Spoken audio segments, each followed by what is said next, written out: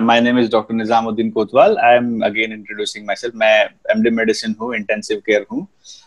मैं फिलहाल ICU consultant हूँ।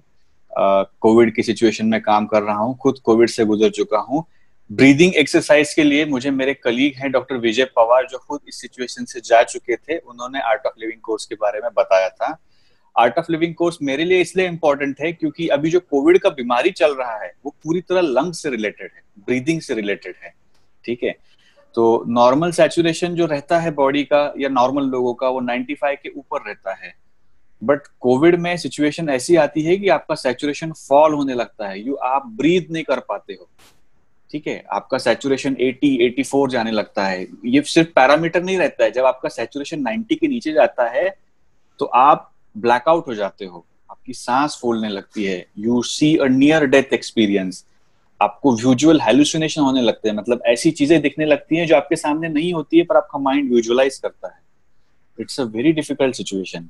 आपको वेंटिलेटर, बाईपैप, एचएफएनओ वो सब लगता है। ठीक है, इतनी डिफिकल्ट ब्रीदिंग सिचुएशन होती है। पर उससे रिकवर होने के बाद अभी मैंने जब ये कोर्स किया तो मुझे ऐसा लगा कि आज तक शायद लंग की पूरी कैपेसिटी कभी यूज ही नहीं कर पाई।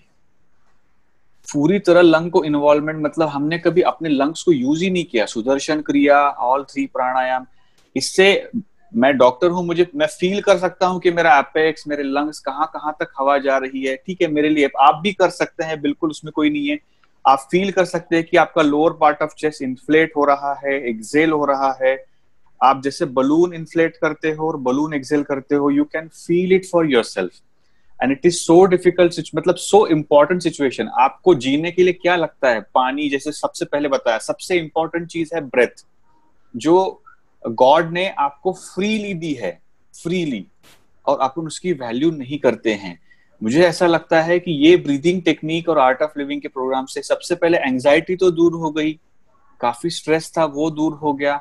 ब्रीदिंग टेक्निक की वजह से आपको पता नहीं, मैं आई वाज यूजिंग स्पायरोमीटर, मैंने पहले बताया था मॉर्निंग सेशन में भी, स्पायरोमीटर यूज कर रहा था मैं कि ताकि मेरे लंग्स इन्फ्लेट हो, क्योंकि 70% लंग इन्वॉल्वमेंट थे, मैं ब्रीथ नहीं कर पा रहा था।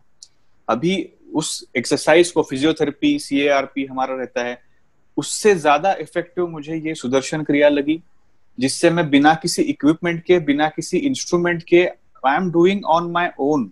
ठीक है, मैं अपने आप पूरी सांस भर सक रहा हूँ, पूरी सांस ले सक रहा हूँ।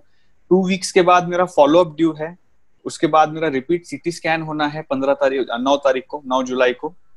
उसमें मैं देखूंगा, आई होप, मुझे ऐसा लग रहा है कि मेरे लंग्स जो 70% थे, आई होप कि वो नियर नॉर्मल आ जाएंगे, क्योंकि मैं खुद अच्छा फील कर रहा हूँ आफ्टर दिस।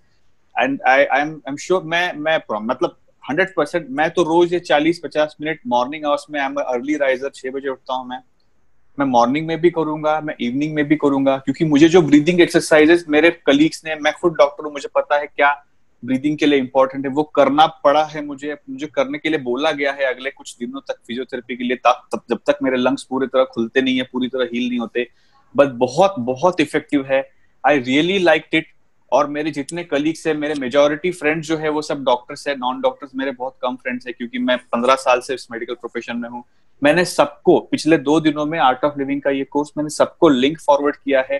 काफी लोग इंटरेस्टेड हैं, जो अफेक्ट हुए वो इंटरेस्टेड है, जो अफेक्ट नहीं हुए वो भी इंटरेस्टेड है।